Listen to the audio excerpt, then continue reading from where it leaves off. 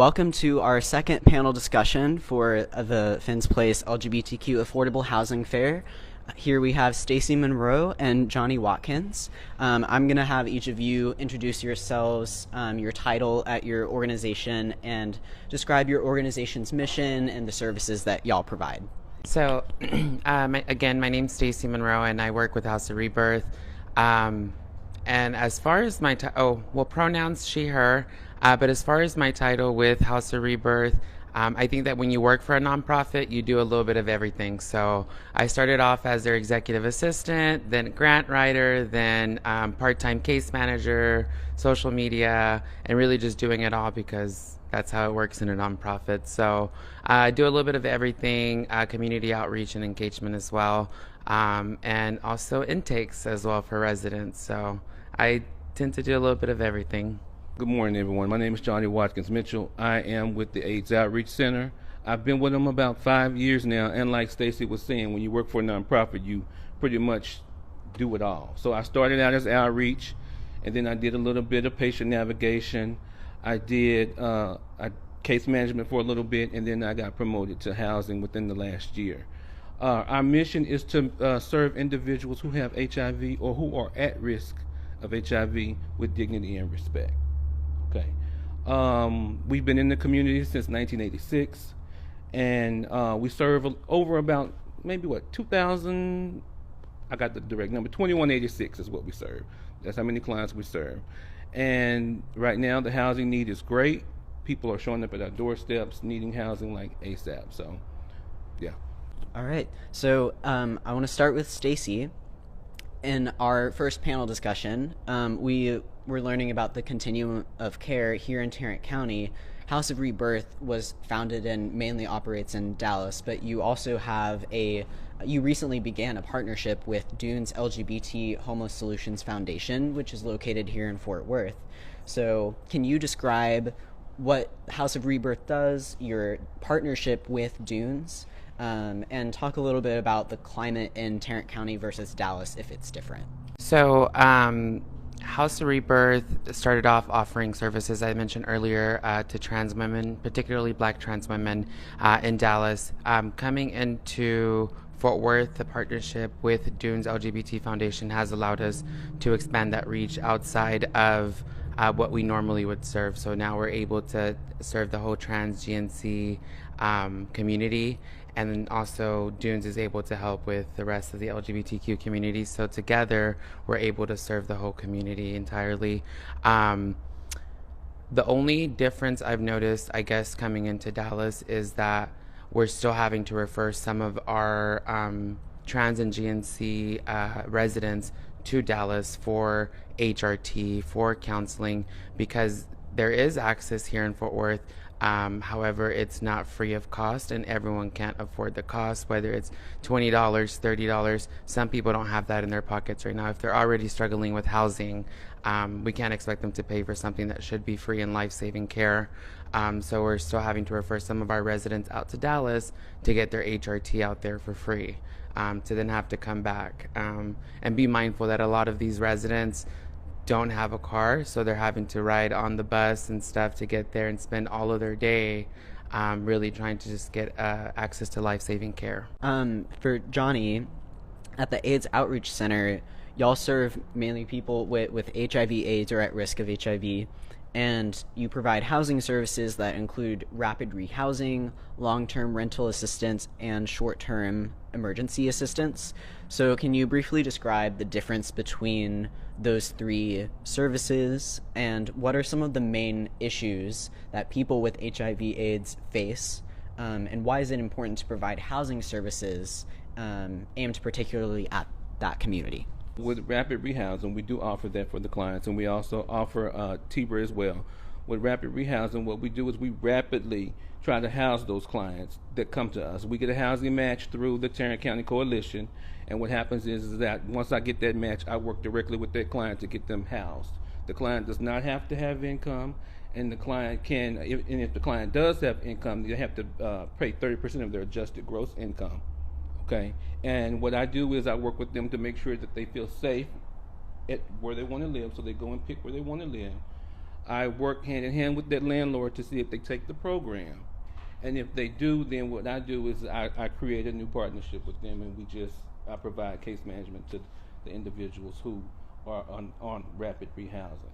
The long term can be a little bit difficult, okay, because it's a cycle. Because the clients come in one way when they register for rapid rehousing, and what happens is that the program is only up to 2 years, okay. So after that 2 years, the client can circle out of it and then have to start up back all over again because there's really no permanent solution. Now, we do offer the housing choice voucher, but hey, you know how many clients we have on a daily basis? I mean, we try to offer that, but that is a challenge.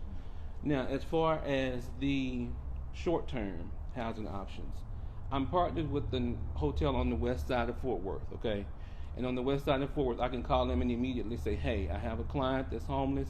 They need to stay. They need somewhere to stay. The only backlash to that is that I can only have them stay up to 60 days.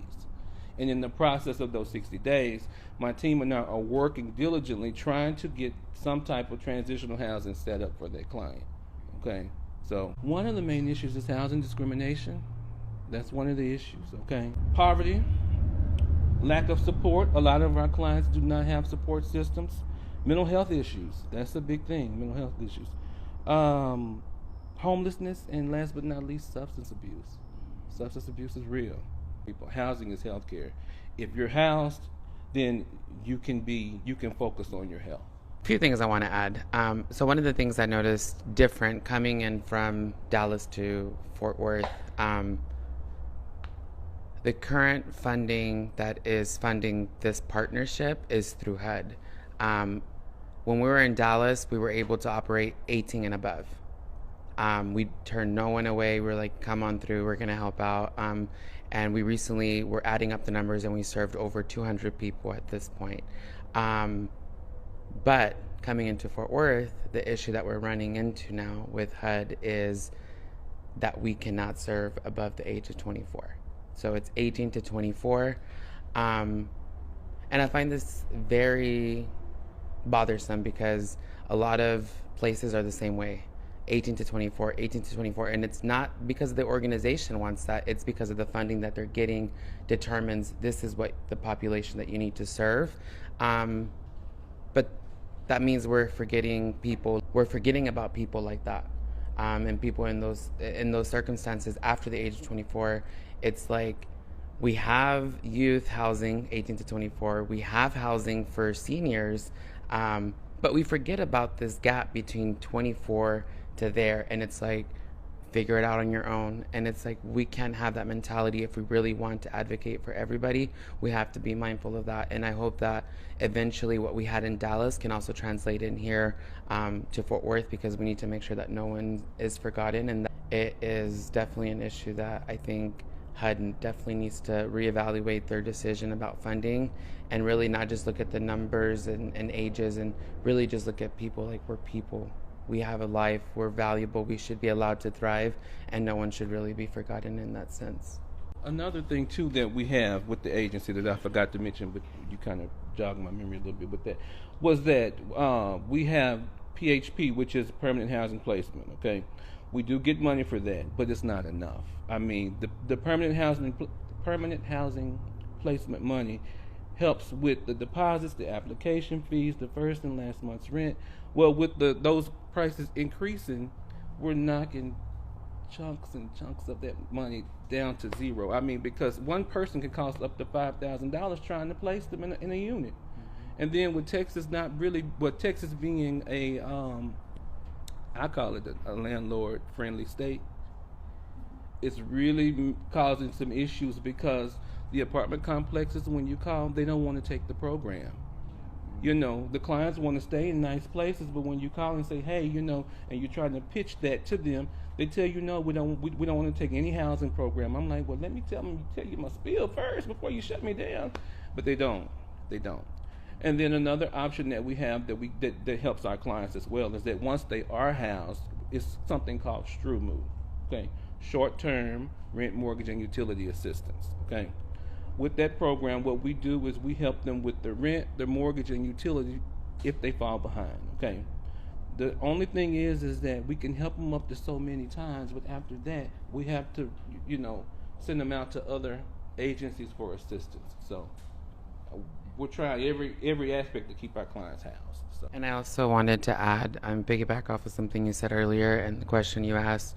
So in our services as well, we come across residents who are also dealing with substance abuse or different issues. And one of the things that we also like to make sure is we don't want to shame people or tell them, hey, you know what, you're not allowed in our program. No, same thing. We work with case management and we say, hey, what can we offer as treatment recommendations and what can we do to help you to actually get you there? Because oftentimes I feel like previously, and I feel like organizations are getting better at that now, but back, not long ago, people were being turned away simply for that. And I think that organizations need to adopt policies of that nature to ensure that, hey, even if it's through HUD, making sure that HUD can put in that stipulation. If we can put in the stipulation for 18 to 24, then we can put in the stipulation that, hey, we need to make sure that you're going to actually be diverse and making sure that you're meeting all the other qualifications to serve everyone as well,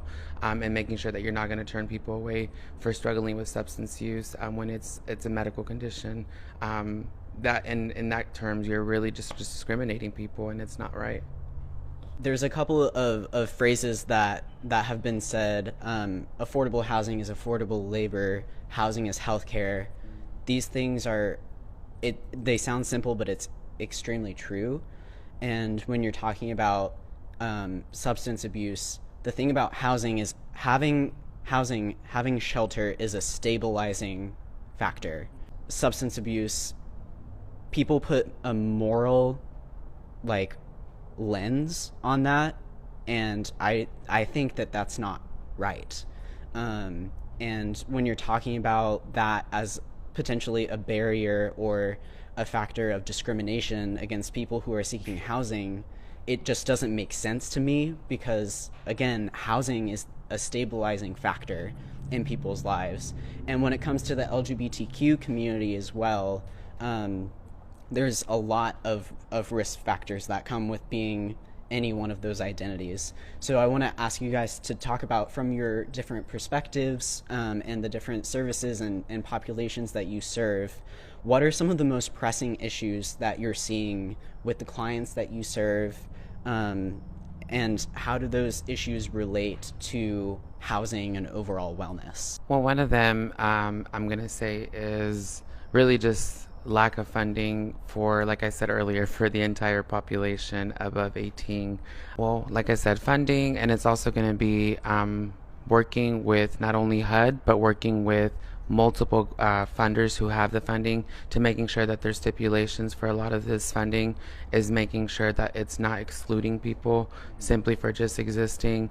And I know Candace talked earlier about the definition of homelessness, and that's something, like, again, we weren't facing before in Dallas. A lot of our funding was coming from community partners, private donors, but now that we're relying also on HUD funding, it's difficult because we have people who come in and we're being told, like, hey, you have to send them off to the underground or to a shelter to get them those 30-day of homelessness or whatever, because that's what helps them move along in the process with getting those 365 days, or else they're just sitting around in a program.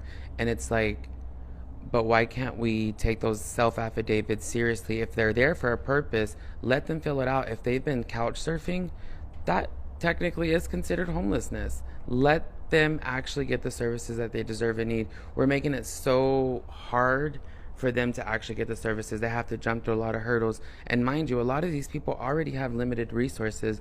So when you tell them, hey, you need to go do this, you need to do that, and they're like, do you not see climate change outside? It's 107 degrees. You expect me to get on a bus from Dallas, and a lot of our clients are coming from Dallas to Fort Worth at the moment. You expect me to go out there to go find a shelter, and not only that, these shelters you have to call by a certain time, and if they don't have beds, they don't have beds. So what are we expecting to do? Sleep outside another night and be unsafe? We really need to get a lot of that sorted out, because it's really causing a lot of issues for people not to be able to access the services that they need. But it's also being able to partner with community to make that a reality as well.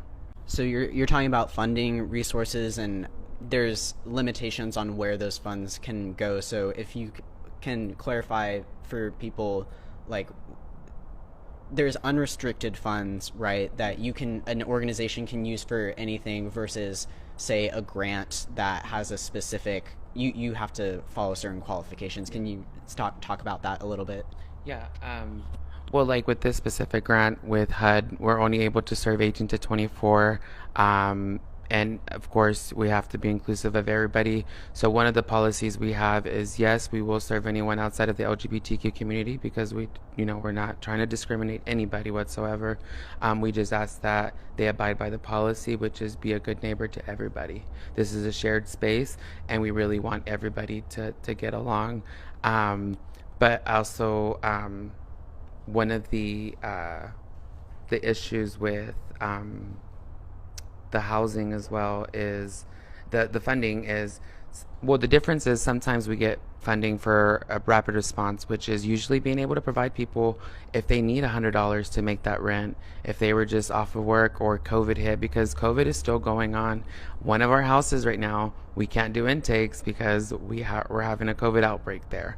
So that's a reality, especially in a lot of these shared spaces. So it's making sure that we're able to be able to recognize that a lot of these grants, yes, we can help with certain things, we can help with housing, but it's only to a certain extent, and we have always these limitations. So it's important that when funders are doing this, that they ask, like, how is this going to limit you?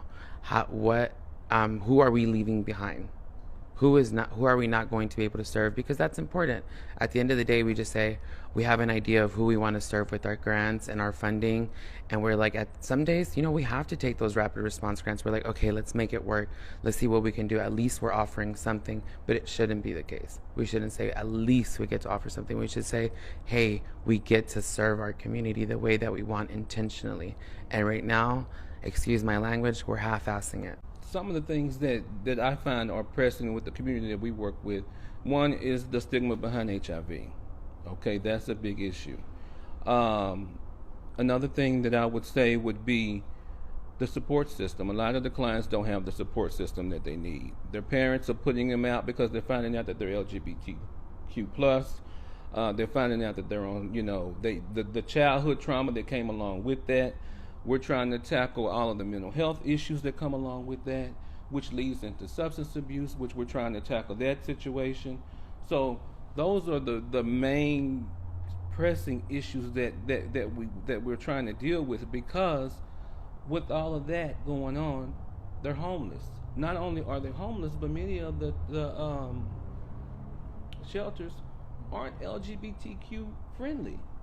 So if you coming to me saying you need assistance, I'm trying to send you somewhere, and you don't feel safe. A lot of them do not feel safe. They say, I'm not going in the shelter. I'd rather live in my car, or I'd rather live in a homeless camp versus me going to a shelter.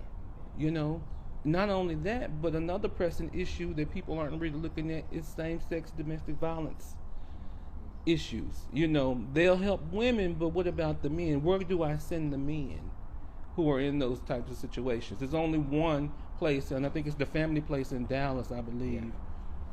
But what happens if they're full? So those are really pressing issues that we deal with on a day-to-day basis. Thank you for that. And I want to take a couple of minutes to acknowledge a few organizations that weren't able to be here today. One is Dune's LGBT Homeless Solutions Foundation. Like Stacy was saying, they serve the 18 to 24 LGBTQ community. Elevate North Texas, they also serve youth 18 to 24. They provide emergency shelter to youth who are in crisis or experiencing homelessness. Elevate North Texas has 3 programs that include hotel stays up to 30 days, reunification and diversion efforts to keep youth from becoming homeless and entering the homeless system, and host homes for longer-term case management cases. There's also in Fort Worth a great nonprofit organization called One Safe Place. They're a violence and crime prevention agency. They do advocacy work, and they provide help to people who are in domestic violence situations, and they are also LGBTQ friendly. And like I said, they're located in Fort Worth, and they have a satellite office in Grapevine. So please go online and check out those organizations: Dunes LGBT Homeless Solutions Foundation, Elevate North Texas, and One Safe Place. Johnny and Stacy, do you guys have anything else that you want to add? So I did forget to add a moment ago. I'm just remembering you asked me earlier in the first question, what was some of the services that we offer? So aside from crisis transitional housing, we also offer, like I said, assistance with connecting people to HRT, medical care, psych evaluations and counseling as well. We're able to help with different community programs such as like movie nights, yoga nights, doing different things to help create connections within our community as well. Name and gender marker changes as well, and those also mindful. It's not 18 to 24. We serve at all ages, and we try to help anyone as much as possible with that. The only thing that's really limited right now is our housing, which we hope to eventually change that. So, the thing that I would say is that you asked the question to the last panel about what the community could do. So for us, I would say please donate. Donations are big. I mean, we need help with toiletries, just any unrestricted funds would be greatly appreciated because we deal with so many individuals in the community who need the help. Yeah. What else? We're a one-stop shop. So if you come in, you're able to do everything. You're able to see the dentist. You're able to shop for groceries for up to 2 weeks. You can see the clinic that's on the other end of us. We have transportation options. We give out monthly bus passes, MITS tickets, gas cards, depending on where you live. If you live in Fort Worth, it could be like $5. Arlington is $6. It just varies on where you live. What else? We got peer support, navigation, case management, mental health. I think. Well, thank you guys so much for coming. This concludes our panel discussions for today.